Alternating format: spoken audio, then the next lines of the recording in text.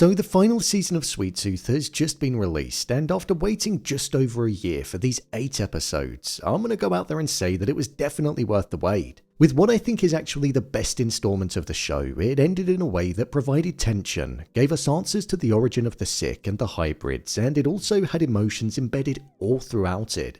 So with that, let's jump into the video and break down all that there was to take away from the show. Here is Sweet Tooth Season 3 Ending Explained. Just to let you know, this video will contain spoilers. The ending.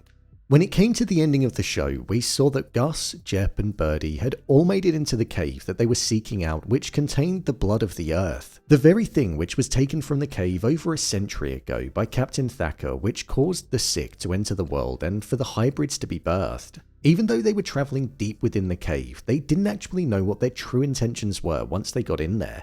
Zhang was the main villain in this season, and she had the intention of preventing the world from being able to birth hybrids, and once she had the blood of the earth, she wanted to create a virus which meant that hybrids would all be killed off. She wanted the world to be for humans, and humans only. So there was a clear set of different beliefs between Gus, Birdie and Zhang. Zhang followed them into the cave, and it was here where Gus realized that humans were actually a problem for the Earth. He saw that what all humans did was take, steal, lie, and turn on each other. Traits that really brought out the worst in humankind because they felt they deserved the world and no other species or creature did. This is what it felt like the deeper meaning of the show was about. The fact that humans as a species can be selfish, and that if we're not careful, we could end up down a road which will be difficult to get back from. As species are dying off, land is being destroyed, and all we think about is our own kind. And ultimately, like we saw in the show, the humans did end up getting killed off, but we'll get to that.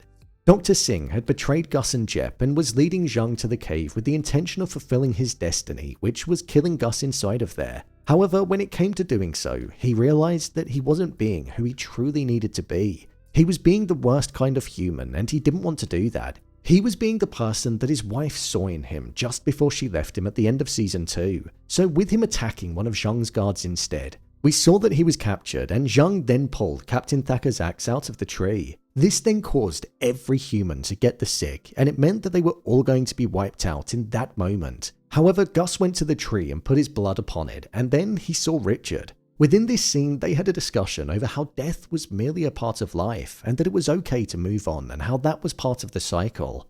Once he awoke, he then set the tree on fire and let nature run its course, allowing it to decide whether or not the humans were going to be able to live, or if it meant that the hybrids would be the last of their kind. The sick was stopped due to Gus, but with Ginger having her baby, we saw that it was a hybrid and not a human. This meant that the humans that were left on the Earth were going to be the last ones that there would ever be. The half-human, half-animals were the species that would see the Earth into its next phase because the humans had done it wrong for so long.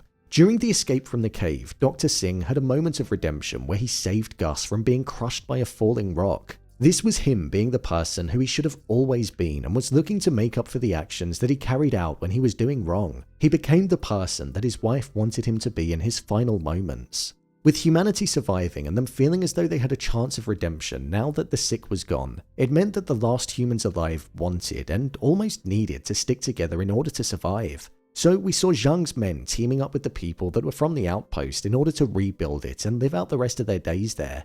Jepp was on the cusp of dying at this point as he was wounded by Zhang, and as Gus told a brief story which was symbolic of the journey that they all went on, we saw that Gus was the narrator that we'd heard all throughout the show in old age, and he looked like he was in a relationship with Wendy and had gone on to have children and grandchildren with her.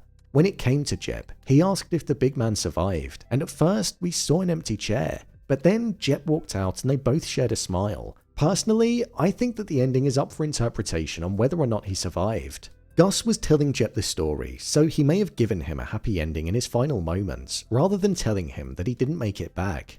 The older version of Gus said that they kept the big man alive through their words in the stories that they told, so that does also add to the idea that he could have died on the side of the mountain in the snow. However, the argument is definitely there for Jepp making it back and him helping rebuild the sanctuary, as he was sitting there alongside Gus. Because let's remember as well, Gus was old when he was telling the story, so Jepp most probably wouldn't have been alive. I like the idea that it's open for interpretation though.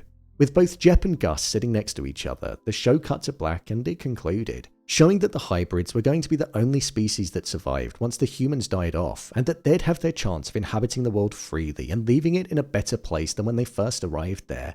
My review of the show.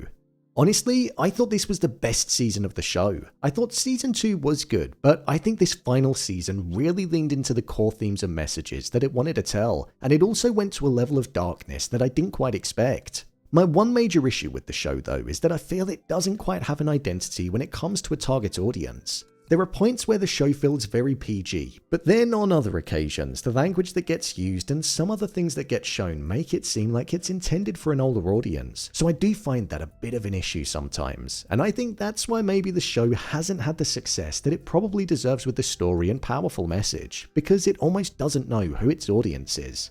In terms of the story, I thought the pacing of it was really well delivered. 8 episodes was the perfect amount, and I thought each arm of the story got the amount of screen time that it needed. For example, I'm glad we didn't see much of Birdie until Gus got there, because it didn't really feel like we needed to.